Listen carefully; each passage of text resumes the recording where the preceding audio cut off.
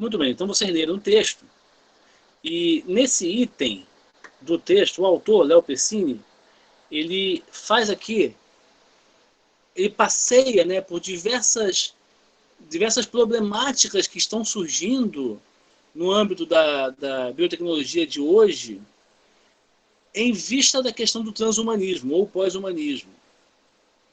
Então, nós vimos no texto alguns enormes desafios que vamos até falar mais melhor na próxima aula, né, quando a gente vai discutir um pouco o texto. Mas vocês já viram aí que esses desafios justificam a existência do biodireito como regulador do poder biotecnocientífico. Então vamos ler esse texto, tá, para a próxima aula.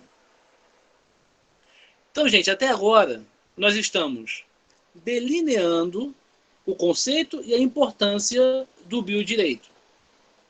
Ele é um ramo novo do direito, ainda em fase de construção. Por isso, existem muitas coisas em aberto. Ao estudar, então, o biodireito, não espere você, a gente não pode esperar encontrar toda uma sistematização, como é no Código Civil, no direito penal, porque existem ainda muitas perplexidades. E também porque a biotecnociência avança num ritmo que o direito não consegue acompanhar devidamente. Vamos, então, seguir agora falando desse tema, biodireito no singular e biodireitos no plural. Então, é aqui que a gente começa a ver alguns temas que os estudantes de direito já estão um pouco acostumados, mas quem é de outra área ainda não, e eu preciso, então, dar uma atenção também nesses conceitos, então. Tá? Tudo bem, Fábio? Tranquilo. Olha só, existem diversos significados para a palavra direito. Os mais importantes para nós são o direito em sentido objetivo e o direito em sentido subjetivo. E eu vou falar aqui no direito em sentido subjetivo esses dois subtipos, né, de direito subjetivo, tá bom? Então, o direito objetivo, se usa essa palavra direito no sentido de conjunto de normas. É nesse sentido que se fala, por exemplo, direito civil, direito do trabalho, porque aí nós estamos falando das normas que regulam certas relações jurídicas entre as pessoas. Então, quando a gente fala o direito brasileiro, o direito do trabalho, estamos usando a palavra direito como no sentido de conjunto de normas. E aí se dá o nome de direito objetivo. Agora, o direito subjetivo é o direito no sentido de poder de agir. Poder de agir. É nesse sentido que se diz que, por exemplo, um jornalista tem direito de expressão, ou que um empregado tem direito ao salário. Significa o quê? Que o ordenamento jurídico dá a essas pessoas um certo poder de agir perante outras pessoas. Por exemplo, o jornalista pode agir sem ser responsabilizado criminalmente pela liberdade de expressão que ele tem. Claro que toda liberdade ela é limitada, né? Mas eu estou dizendo aqui que o direito subjetivo dá à pessoa um certo poder de agir. E o direito subjetivo, ele se subdivide nesses outros dois tipos aí. O direito subjetivo propriamente dito e o direito potestativo. O direito subjetivo propriamente dito é aquele que supõe uma conduta da outra parte, que no direito nós chamamos de sujeito passivo. Numa relação jurídica nós temos um sujeito ativo, que é o titular do direito subjetivo, e a outra parte, que tem o dever, nós chamamos de sujeito passivo. Então, esse direito subjetivo supõe uma conduta do sujeito passivo. Que conduta é essa? Basicamente são três verbos aí. É o dar, fazer ou não fazer. Na verdade, dois verbos, né? Fazer e não fazer são o mesmo verbo, né? Então, dar, fazer e não fazer. Por exemplo, se eu contrato com um arquiteto para ele fazer um projeto, e eu paguei a ele, agora eu tenho o poder de exigir dele uma conduta, que é fazer o projeto. Se eu fiz um contrato de venda de meu automóvel para alguém, estou comprando o automóvel de alguém e paguei o dinheiro, agora eu tenho o poder de exigir dele que ele me dê o automóvel. Né? Então é dar, fazer ou não fazer. Às vezes a obrigação do sujeito passivo, como vocês estão vendo aí pelo que eu estou falando, é não fazer. Por exemplo, as pessoas têm liberdade de escolher a sua própria profissão. Isso está na Constituição. O dever do Estado é não interferir nisso. Né? Então, não fazer. O Estado tem o dever aqui de não fazer. Tá? Então, vejam, no direito subjetivo, o sujeito ativo é aquele que detém o direito e tem o poder de agir exigindo uma conduta do sujeito passivo, que é dar, fazer ou não fazer. Quando o sujeito passivo não atua conforme o que a norma determina, então se diz que o sujeito passivo violou o direito do sujeito ativo. E aí surgem diversas consequências. Né? Por exemplo, dever de reparação, indenização, apenas como exemplo. Mas vejam, no direito subjetivo, o titular do direito depende da colaboração do sujeito passivo para que o seu direito seja atendido. No direito potestativo, que é o segundo tipo de direito subjetivo, nós temos uma outra configuração. Porque o direito potestativo é aquele em que o sujeito ativo exerce o seu direito de forma autônoma. Ele não precisa da conduta da outra parte. A outra parte está apenas submetida ao livre-arbítrio do sujeito ativo. Então, a outra parte, que é o sujeito passivo, está apenas numa situação de sujeição. Por exemplo, um empregado pode pedir demissão na empresa em que ele trabalha. A empresa não tem como violar esse direito do empregado. Não pode prender o empregado dela. Né? Ela pode violar outros direitos. De repente tem uma férias vencida que ela não paga. Aí o direito a férias vencidas, que o direito a férias vencidas é um direito subjetivo. Mas o direito potestativo de se desligar de uma empresa, isso aí não tem como a empresa violar. Mesma coisa é uma pessoa se desligar de uma associação, de um sindicato. Ela apenas comunica, ela não pede o desligamento. Ela comunica que está se desligando. Ela está exercendo o seu direito de modo potestativo. Alguns biodireitos são potestativos. Por exemplo, quando a pessoa participa de um programa, de uma pesquisa, ela pode se desligar desse programa de pesquisa quando ela quiser. Né? Ela não é obrigada a permanecer naquele programa de pesquisa. É um direito potestativo. Tá? Outras vezes são direitos subjetivos, principalmente na questão de patentes, né? de autoria, de reconhecimento do direito de autoria sobre descobertas tecnológicas, científicas. Tá? Então, os biodireitos podem ser tanto direito subjetivo propriamente dito, como direito potestativo. Então, gente, quando nós falamos de direito, podemos estar nos referindo tanto ao conjunto de normas, que é o direito objetivo, quanto aos poderes jurídicos conferidos a alguém, que é o direito subjetivo. Fulano tem direito ao salário, fulano tem direito à livre expressão, fulano tem direito de se desligar do programa de pesquisa de uma empresa de medicamentos. Quando nós vimos a definição de biodireito, vocês se lembram qual foi a perspectiva que nós utilizamos? Foi a do direito objetivo. Porque nós falamos do biodireito como um conjunto de normas. Direito objetivo. Mas ao lado do biodireito, da palavra biodireito no singular, que é esse conjunto de normas, nós podemos falar de biodireitos no plural. Para ressaltar não o conjunto de normas, mas os diversos poderes jurídicos conferidos pelo biodireito às pessoas que são titulares de direitos ligados à bioética.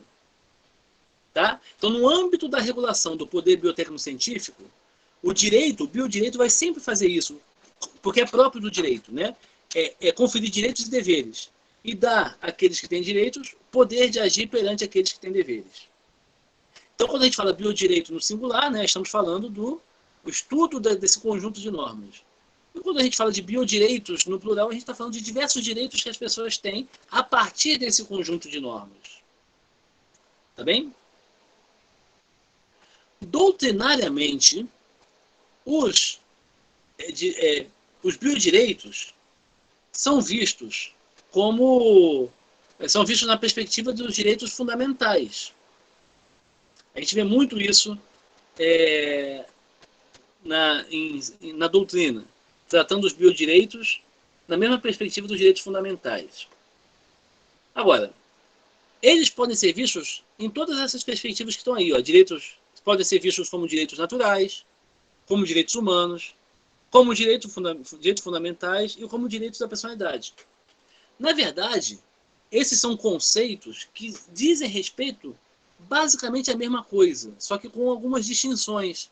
E como vocês vão ver, se vocês quiserem, depois da nossa disciplina, né, se aprofundar em algum ponto da bioética, do biodireito, vocês vão ver eles sendo tratados como direitos humanos, como direitos fundamentais, como direitos naturais, e você poderia ficar confuso. E aí eu queria já deixar claro para vocês. O nome que se dá, natural, humano, fundamental ou direito da personalidade, basicamente se refere à mesma coisa, tá? Só que com certas nuances que eu vou explicar para vocês aqui, começando pelo conceito de direito natural. Eu sei que muitos de vocês já estudaram isso aí na introdução ao direito, né? Mas é bom a gente rever isso. E também porque tem gente que não estudou essa parte, né? Pessoal que não é da área do direito. Os direitos naturais, gente, são aqueles direitos inerentes à pessoa humana. Ou seja, não é uma lei que criou o direito, mas a pessoa humana já tem esse direito pelo próprio fato de ser uma pessoa humana. Então não são direitos concedidos pelo Estado. O Estado não concede esse direito, ele apenas reconhece esse direito.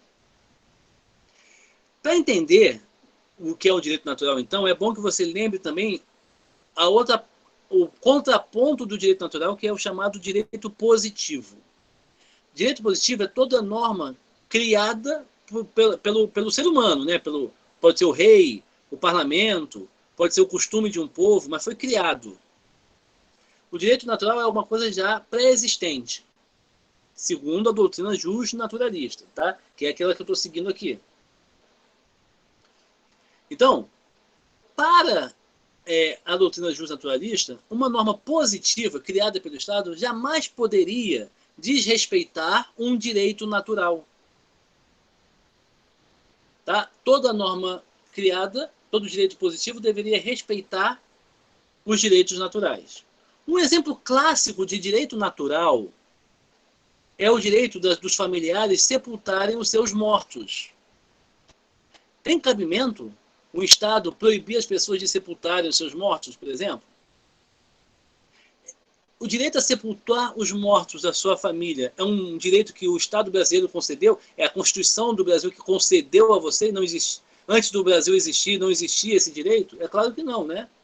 Esse é um direito que decorre da própria natureza das relações familiares e da própria natureza humana. Então esse é um exemplo clássico, sepultar os mortos. Agora, por que esse exemplo da sepultura é clássico? Ele é um exemplo clássico porque ele foi tratado por uma tragédia grega escrita por Sófocles. Desculpa, depois eu coloco isso aí. Sófocles é um autor grego, né, ao redor do ano 440 a.C. Ele escreveu uma trilogia sobre o Édipo, né, o rei Édipo, e o casamento dele com a própria mãe, a Jocasta. E a última peça dessa trilogia fala de uma das filhas do rei Édipo, que é chamada Antígona. Então, a tragédia se chama Antígona, é o nome dado ao personagem principal. Agora, o que tem a ver com o direito natural? Vamos lá, quero mostrar para vocês um assunto que também é um pouco de cultura geral, né? E que quando a gente fala de direito natural, sempre se cita essa peça grega, tá? Antígona é a filha de Édipo. Aquele que tinha se casado com a própria mãe, como eu falei, é Jocasta. essa filha, Antígona, é a única que não abandona Édipo, porque Édipo tinha sido rei, mas depois foi exilado. E ficou cego também. E ela era uma filha muito devotada ao pai. Édipo tinha sido rei de Tebas e agora estava exilado. Depois da morte de Édipo, Antígona volta para Tebas e lá encontra os dois irmãos dela lutando pelo trono, porque eram os dois herdeiros. Esses dois irmãos se chamam Polinices e Etéocles. Eles acabam se matando, se ferindo mortalmente um ao outro, os dois morrem nas portas da cidade. Então, como os filhos do rei morreram, é o tio de Antígona que passa a ser o herdeiro do trono. Esse tio se chama Creonte. Esse tio apoiava um dos irmãos, o Etéocles. Então, quando os dois morreram, esse novo rei determina que Etéocles tenha sepultura com todas as honras, enquanto que proíbe o sepultamento do corpo do outro irmão, Polinices. Então, o rei, vejam aqui a questão, tá? O Estado, é o Estado fazendo uma norma que viola o direito natural. Tá? Pode o Estado fazer isso? Então, o rei determinou que o cadáver ficasse no mesmo lugar em que morreu, proibiu que qualquer pessoa enterrasse, para que o cadáver ficasse exposto ao apodrecimento e se tornasse carne para os cães, é dito assim, né? E não só isso, também proibiu o velório, qualquer atenção dada ao corpo dessa pessoa. Antígona se revolta contra as ordens do rei, o tio dela. E ela mostra a sua irmã, a Ismênia, que pretende sepultar o corpo do irmão assim mesmo. Então, tem um diálogo na peça entre Ismênia e Antígona, um diálogo interessante. A Ismênia diz assim: temos que lembrar, porque Antígona quer desafiar o poder do rei, né? E Ismênia diz: temos que lembrar primeiro que nascemos mulheres, não podemos competir com os homens. Segundo, que somos dominados, e aqui é masculino mesmo, tá? Porque está falando de todas as pessoas agora, não só delas, né? Segundo, porque que somos dominados pelos que detêm a força e temos que obedecer a eles. Não apenas nisso, mas em coisas bem mais humilhantes. Peço perdão aos mortos, que só a terra oprime. Não tenho como resistir aos poderosos. A Ismênia está dizendo, não tenho como resistir aos poderosos. Constrangida a obedecer, obedeço. Demonstrar uma revolta inútil é pura estupidez. Não me sinto com forças para desafiar o Estado. Não tenho tua coragem nem tua indignação, e fico aqui tremendo de medo por ti. Embora louca, a tua ação é cheia de ternura. Então, Ismênia simboliza aqui a pessoa que não discute, né? E aceita todas as normas que o Estado coloca, né? Sem pensar em mais nada. Mas aí Antígona tem uma resposta para ela, para Ismênia. E a resposta de Antígona é assim: pois obedece então a teus senhores e glória a ti, irmã. Glória a ti é um jeito de... Hoje a gente falaria, e seja feliz, minha irmã, né? Glória a ti, irmã. Eu vou enterrar o nosso irmão. E me parece bela a possibilidade de morrer por isso. Olha aí, Antígona está aceitando a morte. Tem tudo a ver com o biodireito, né? Porque todo o poder biotecnológico e científico aqui, o que ele quer, gente? Ele quer afastar a morte das pessoas e afastar o sofrimento, né? E Antígona está aceitando a morte. E diz assim, aqui um fundamento de Antígona, vejam só: devo respeitar mais os mortos do que os vivos, pois é com eles que vou morar mais tempo. Interessante esse argumento, né? Eu vou respeitar mais os mortos do que os vivos, porque eu vou morar mais tempo com os mortos do que com os vivos. Então Antígona tem uma visão transcendente da realidade, né? Está pensando também numa questão mais sobrenatural. Seguindo, mas tu és livre para ficar com os vivos e desonrar os mortos. Poupa teu medo, que a mim me baixa o meu. Não é por não ter medo que tomo essa atitude. A minha loucura e a minha imprudência velam a honra de um corpo querido. Arriscando-me por ele, não corro o risco de uma morte em glória. Então, aí o Sófocles, né, nessa peça, já coloca também toda uma visão diferente diante dessa ordem do rei. Então, gente, a Antígona cava a sepultura do irmão com as próprias unhas e dá aquele tratamento piedoso que os gregos costumavam dar aos seus mortos. Ela é presa e interrogada pelo rei, Creonte. E aí vem a parte principal da peça quando a gente fala de direitos naturais.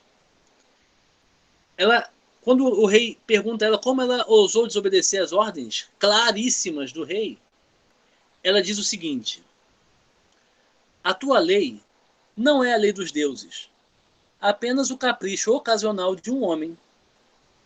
Não acredito que tua proclamação tenha tal força que possa substituir as leis não escritas dos costumes e os estatutos infalíveis dos deuses. Porque essas leis não são leis de hoje, nem de ontem, mas de todos os tempos. Ninguém sabe quando apareceram. Não, eu não iria arriscar o castigo dos deuses para satisfazer o orgulho de um pobre rei. Então ela está falando aqui de um tipo de lei, de direito, não escrito pelos homens, que ela atribui aos deuses, né? E, claro, né, os gregos eram politeístas, né? E isso dá a ela uma liberdade interior, uma liberdade de consciência para enfrentar as leis injustas que atacam o direito natural. Então essa peça, gente, aborda alguns temas que sempre estão presentes em qualquer sociedade humana. A consciência e a liberdade de consciência, o poder do Estado, a obrigação ou não de aceitarmos todas as leis, a própria existência de uma lei natural que transcende a lei dos homens. Então, assim, todos nós devemos respeitar a Constituição. E a Constituição tem que respeitar alguma coisa? Né? Ou ela baixa a si mesmo, né? Tá? Então, é aí que entra a questão dos direitos naturais. Sobre a lei natural, a peça coloca em relevo essa lei dos deuses, que permite que ela desobedeça as normas do rei, porque as leis dos deuses são superiores. Então, além de qualquer governo de qualquer época, tá? Bom, gente, historicamente, a lei natural foi sempre facilmente colocada de lado por governantes e instituições em várias ocasiões. Porque a lei natural, ela, em si mesma, ela é frágil, né? Como Antígona é frágil. Porque Ismênia tinha razão ao dizer que ela e a irmã eram fracas, né? Que o poder do Estado é maior do que elas. Então, o direito natural, enquanto ele não aparece nas leis, não é positivado. Lembra o que é o direito positivo? Que é o direito criado pelo ser humano? Então, quando um direito ele é transformado, o direito já é natural, ele é redigido numa lei, por exemplo, ele passa a ser positivado. Ele é natural, mas ele agora aparece no direito positivo. Então, isso é importante para que o direito natural tenha algum tipo de força, a força própria do direito. Porque antes disso, ela tem uma força moral, uma força de argumentação, né? Uma força interna que permitiu que a Antígona atuasse de maneira digna, mas não é uma força própria do Estado, né, do direito, que é aquela força que impõe às pessoas uma conduta, mesmo que elas não queiram. Né?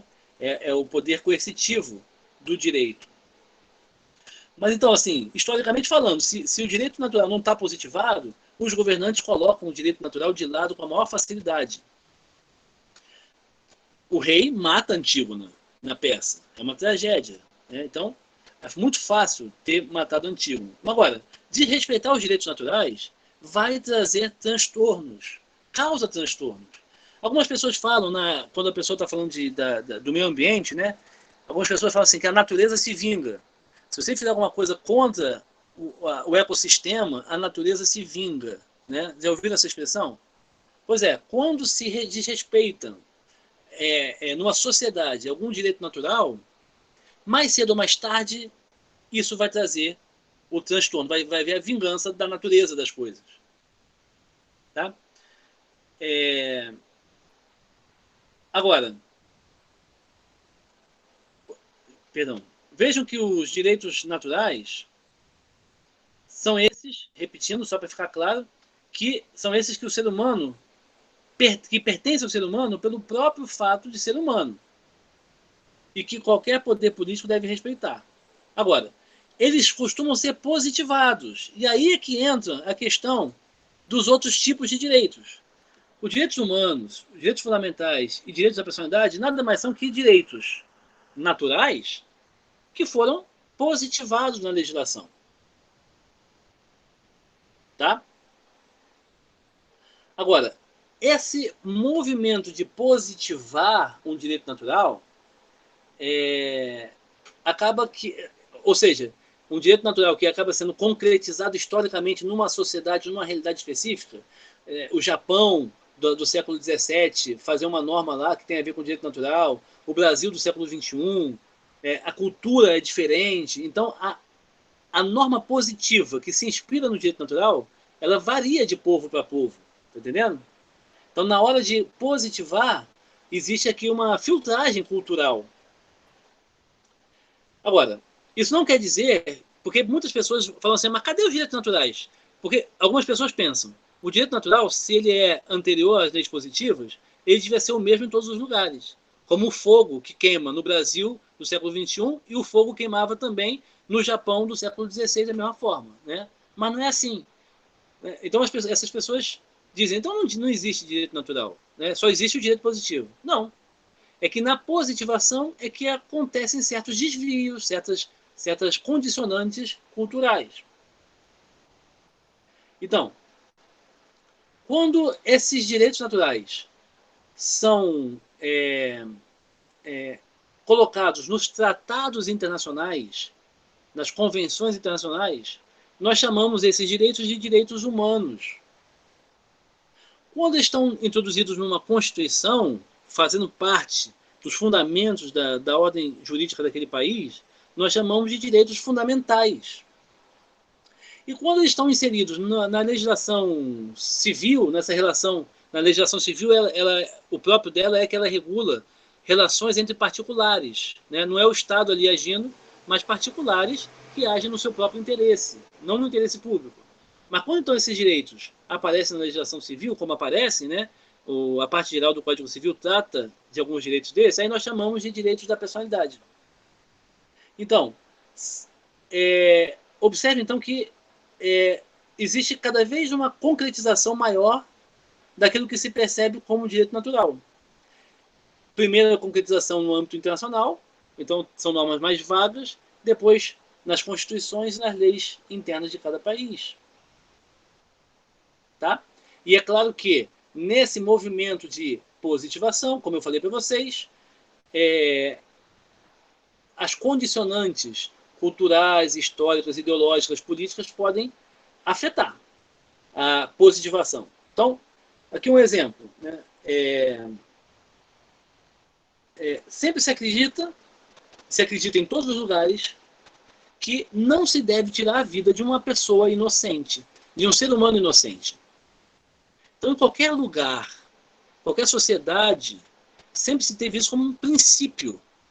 Não se pode tirar a vida de um ser humano inocente. Mas, ao positivar esse direito, por exemplo, os Estados Unidos permitem o aborto. O aborto é tirar a vida de um ser humano, porque aquele ser que está ali não é um outro ser, né, de outra natureza, ele é humano, e ele é inocente, ele não praticou ato ilícito. Mas nesse caso, por condicionantes culturais, históricos, políticas, se permite nesse caso. Mas a gente pode sempre perguntar, não está afetando um direito natural? Isso não vai trazer consequências, transtornos para a sociedade, mais cedo ou mais tarde? Permitir o aborto? Né? Então, a gente vê aí que a positivação traz essas questões que são bem interessantes. Então, como eu falei para vocês vão ver na doutrina os biodireitos serem tratados como direitos fundamentais, outras vezes como direitos humanos. Tá? Algumas poucas vezes você vai ver o autor falando de direitos da personalidade, porque o biodireito está mais ligado, não às relações privadas só, mas a atuação do Estado na regulação das pesquisas, né, dos procedimentos, tá? Mas ainda assim é possível falar também, tá bom? Então, não fiquem confusos, então, quando um chamar de direito natural, o outro chamar de direitos humanos, outro de direitos fundamentais, tá? E aí eu queria falar mais uma coisinha para vocês. Os biodireitos, direitos fundamentais de quarta geração, vocês vão ver muito isso também, tá? São chamados de direitos fundamentais de quarta geração. O que significa isso?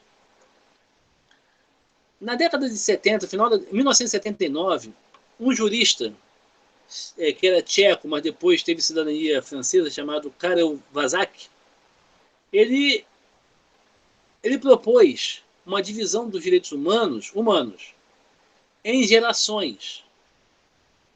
Ele pensou assim, olha, se eu olhar a história dos direitos humanos a partir da Revolução Francesa, eu posso ver que foi havendo gerações de direitos ao longo do tempo. E ele falou assim, que interessante, o lema da Revolução Francesa, né, que é a liberdade, igualdade e fraternidade, fala muito dessas gerações, porque quando ele escreveu, ele só falou de 3 gerações, tá? Depois é que foi acrescentada uma 4ª geração. E hoje em dia se fala até de uma 5ª geração. Mas eu estou só pegando aqui o lado histórico por enquanto. Esse autor, ele falou o seguinte, a primeira geração de direitos humanos tinha a ver com a liberdade, que é o primeiro lema da Revolução Francesa. O foco estava no indivíduo. E o objetivo era diminuir a influência do Estado na vida particular. Então, quando a gente fala de liberdade pública, que está escrito aí no slide, liberdade pública é o direito de liberdade que o cidadão tem perante o poder do Estado. Então, no contexto inicial lá da Revolução Francesa, era isso que mais se falava, né? Se queria derrubar o antigo regime, se queria acabar com o absolutismo, então se falava muito da liberdade do indivíduo, né? E que o Estado deveria se ausentar da vida das pessoas. Quanto menos Estado na vida das pessoas, mais a vida das pessoas poderia fluir de maneira melhor, tá? Então, menos Estado na vida das pessoas. Então, essa geração de direitos humanos ou fundamentais, ela é representada pelo chamado Estado liberal, que é aquela fase mesmo de Estado que vai se ocupar de poucas coisas, da segurança, tá? Mas deixa as pessoas com liberdade para seguir a sua vida. Não intervém tanto na vida das pessoas.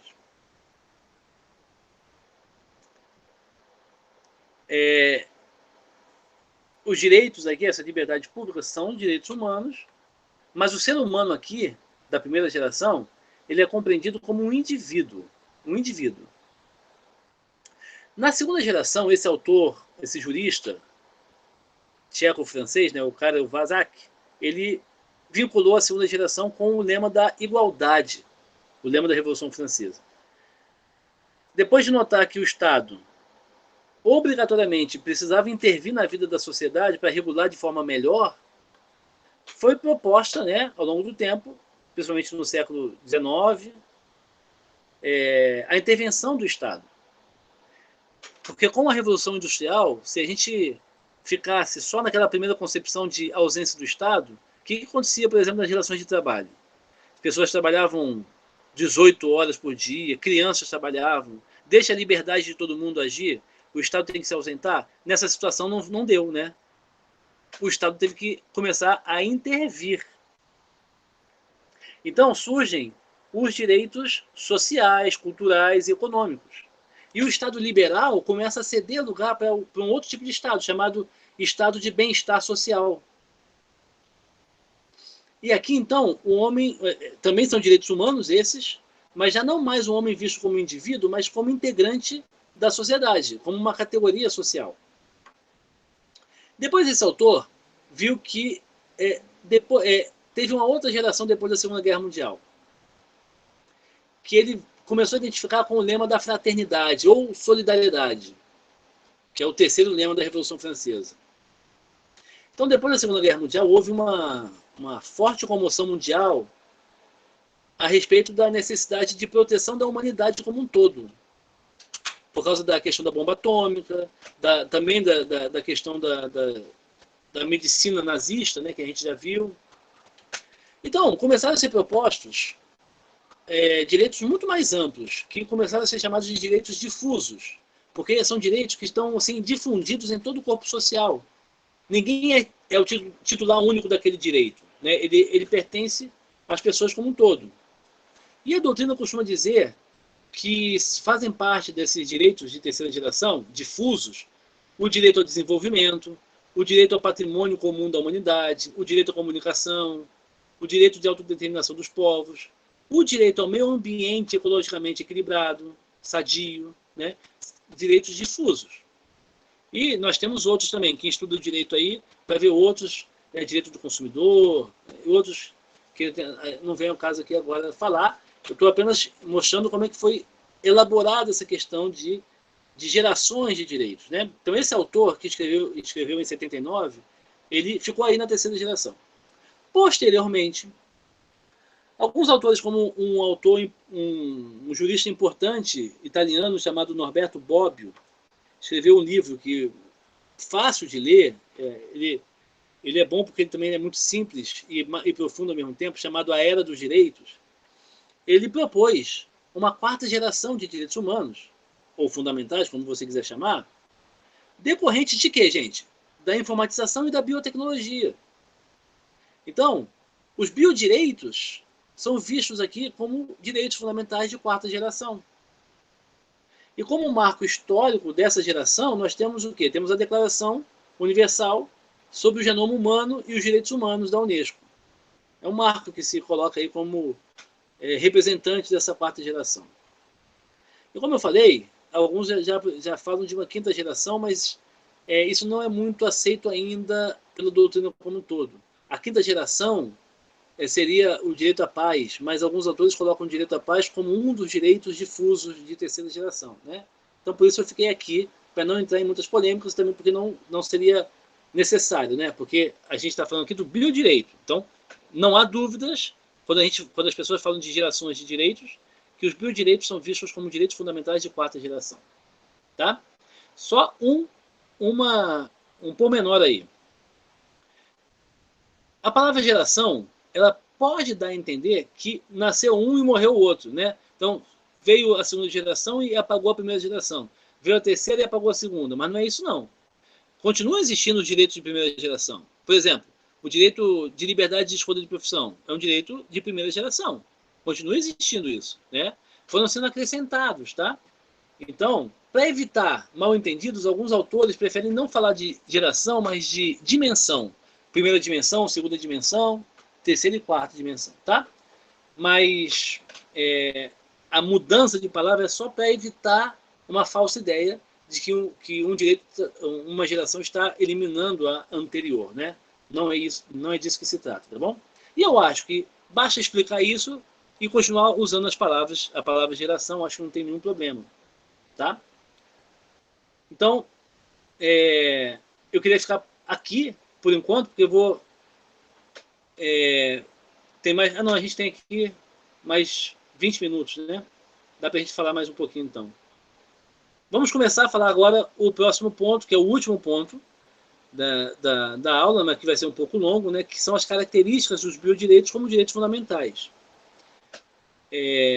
Essas características que estão aí são as características dos direitos fundamentais, tá? Então vamos ver que características são essas, para a gente também poder entender melhor o que são esses biodireitos, tá? A primeira característica é a imprescritibilidade. Imprescritibilidade. Para entender a imprescritibilidade, nós precisamos entender o Instituto Jurídico da Prescrição. Tá? Então, vamos falar da prescrição para depois entender a imprescritibilidade. Muito bem. Olhem só.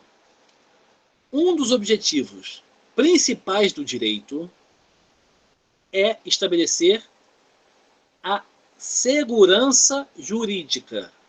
Tá? Esse conceito, segurança jurídica, é fundamental para a gente entender muita coisa do direito, inclusive o tema da prescrição. Tá? Então, o direito procura estabelecer uma segurança jurídica. Essa segurança significa que as pessoas devem ser capazes de poder planejar sua vida jurídica, sem surpresas. É que a lei seja obedecida. Por exemplo, que uma lei nova não possa me punir por um fato que eu cometi no passado, quando essa lei não existia. Uma questão de segurança jurídica, né? Imagina que hoje é permitido fumar. Daqui a 10 anos, não. Fica sendo proibido, fica sendo crime. Aí vão querer te punir pelo que você fez hoje? Pelo cigarro que você fumou hoje, né? Não poderia, né? Porque isso estabeleceria uma insegurança total na sociedade. Então, a segurança significa isso. Se estabelecer uma ordem jurídica que permita que as pessoas possam planejar sua vida jurídica, sem surpresas. Essa ordem é justamente a organização das normas e das instituições, de maneira que as pessoas possam saber seus direitos e deveres e possam agir livremente dentro dessa ordem jurídica. Livremente, mas dentro dessa ordem. Né? Não é aquela conduta libertária da liberdade a qualquer preço. Liberdade dentro da ordem jurídica. Bom, quando uma pessoa... Então, olha só, a primeira coisa que eu queria deixar destacado para vocês, né? A questão de que a segurança jurídica é um valor muito importante para o direito. Tá? Quando uma pessoa viola o direito da outra pessoa, comete então um ato ilícito, ela fica sujeita a uma condenação. Uma condenação que pode ser civil, pagar uma multa, pagar uma indenização, pode ser uma condenação penal, ser presa, pode ser uma condenação administrativa, por exemplo, ela pode levar pontos na carteira de motorista. Tá? São vários tipos de condenação. Então, olha só, praticou um ato ilícito, a pessoa está sujeita a sofrer uma punição. Então, quando ela está sujeita a uma punição, mas ainda não foi punida, concorda aí, pensa bem, nós estamos aí diante de uma insegurança jurídica. A pessoa está numa situação de insegurança jurídica. Você ultrapassou um sinal vermelho, você parou num local proibido há 2 anos atrás e até agora não recebeu multa nenhuma. E daqui a 1 ano você recebe todas as multas acumuladas. Isso te surpreende, né? Por que demoraram tanto para te punir? Então, veja, mesmo que a pessoa tenha praticado ato ilícito, isso não tira dela o direito à segurança jurídica. Ela tem esse direito. Agora, como ela cometeu o ato ilícito, esse direito agora está um pouco afastado, enquanto ela pode ser punida. Né? Então, enquanto ela não foi punida, a gente fica perguntando, ela vai ser punida? Vai ser absolvida? A gente não tem certeza. Existe uma situação de incerteza. E essa incerteza tem que acabar em algum momento. Né? Então, o direito vai aceitar uma incerteza momentânea, mas depois tem que acabar por causa da segurança jurídica. Veja aí o que dispõe o artigo 189 do Código Civil. Violado o direito, nasce para o titular a pretensão, a qual se extingue pela prescrição nos prazos a que aludem os artigos 205 e 206. Então, olha aí. Eu não estava falando agora há pouco de pessoa que viola um direito e que pode ser punida? Então, o artigo está dizendo, violado o direito, nasce para o titular do direito uma coisa que a lei está chamando de pretensão. E já vou explicar o que é isso. A pretensão surgiu, a pessoa tem um direito. Então, eu tenho o direito, por exemplo, de que meu automóvel seja respeitado, ninguém amasse meu carro. Alguém bateu no meu carro, amassou meu carro, violou meu direito. A obrigação dessa pessoa era o não fazer, né? O não fazer. Ela violou meu direito. Nasce para mim a pretensão, que eu vou explicar já o que é isso, a qual se extingue pela prescrição nos prazos a que aludem os artigos 205 e 206. Então, surge para o titular do direito uma pretensão, e essa pretensão vai ser extinta pela prescrição dentro de algum prazo. Então, tem um tempo, um lapso temporal, que a minha pretensão vai poder ser exercida, depois vai haver a prescrição. E a prescrição, então, o que ela faz? Ela extingue a pretensão. Tá? Então, vamos ver aí. O que significa a pretensão? Pretensão é a possibilidade de exigir algo de alguém, normalmente através do poder judiciário, né? No nosso momento civilizacional, as pessoas não exercem a justiça pelas próprias mãos, né? Normalmente se valem do poder judiciário para isso. Fazer justiça pelas próprias mãos é também ato ilícito, porque gera muitos problemas. Então, veja só, vou repetir aqui. Pretensão é a possibilidade de exigir algo de alguém. Exigir. Através do poder judiciário, normalmente, que vai colocar a força do Estado a serviço da pessoa que teve o seu direito violado. Então, pretensão é o mesmo que exigibilidade. Eu posso exigir algo da outra pessoa. Enquanto a pretensão não é exercida, nós estamos diante de uma insegurança jurídica. Correto? E a insegurança jurídica, o momento tem que acabar. Percebam que ela acaba. Ela pode acabar pela prescrição. Está vendo aí? Mas vamos lá, vamos com calma. Uma das maneiras de se acabar com essa insegurança jurídica é a seguinte: o titular do direito, quem teve o seu direito violado, entra com uma ação judicial, o judiciário, que é o Estado, profere uma sentença, condenação ou absolvição, tá? Aí pouco importa. E depois de esgotados todos os prazos processuais e todos os recursos, a sentença transita em julgado. Já ouviram essa expressão, né? Uma sentença transitada em julgado. O trânsito em julgado de uma sentença é o que confere segurança jurídica a toda essa situação. O assunto para de ser debatido em algum momento. Tá? Vejam, nessa perspectiva, qual é a missão principal do direito? Alcançar a justiça ou a segurança jurídica? É uma pergunta interessante, né? É justiça ou segurança jurídica que o direito procura atingir mais? Inicialmente é a justiça. Então, tem o contraditório no processo, tem ampla defesa, a pessoa pode trazer as provas. Se a decisão do juiz não for satisfatória, ela pode recorrer. Dependendo da situação, pode recorrer para outra instância ainda. Tá? Ela pode se valer de várias coisas, mas em um certo momento vai acabar. Os recursos que ela tem vão acabar. E, certa ou errada, a decisão vai transitar em julgado. Então, a partir de um certo momento, já deu. Né? Não dá mais para discutir. A questão tem que ser definida, certo ou errado. Né? Por isso até que tem um professor aí da UCP que ele fala uma coisa interessante. Ele diz que uma das funções do Supremo é errar por último. Né? E é isso. Uma das funções é que a sentença, que a decisão se cristalize de alguma maneira. Certo ou errada, tem que acabar a discussão. Então, o trânsito em julgado de uma sentença é também um instituto que está a serviço da segurança jurídica.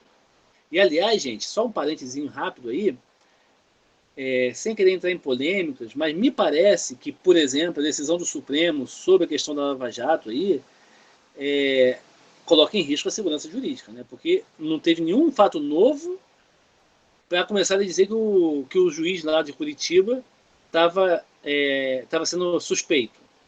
Essa discussão já tinha sido feita nos processos, tá? Esse assunto já tinha sido veiculado nos processos e os tribunais tinham dito que não havia suspeição. Então isso não transitou em julgado e não vai transitar nunca. Né? E os próximos processos, então, no futuro?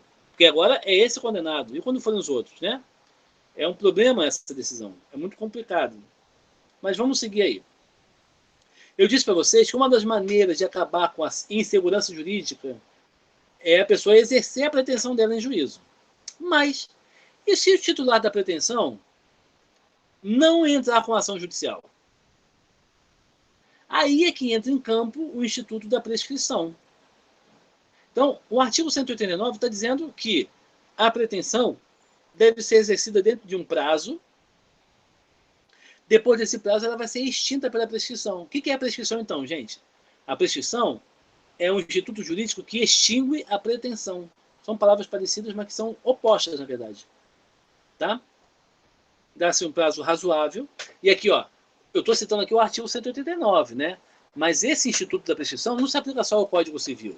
Se aplica ao direito como um todo. Existe prescrição no direito penal, tributário, administrativo, tá? Em todos os ramos do direito existe a prescrição.